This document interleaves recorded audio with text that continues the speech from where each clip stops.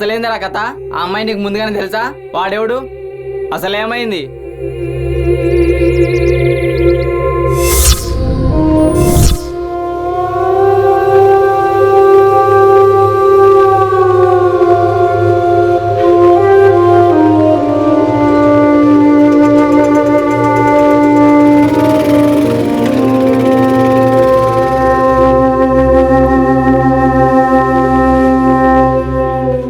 తాతా, నేను సిటీకి వెళ్తున్నా.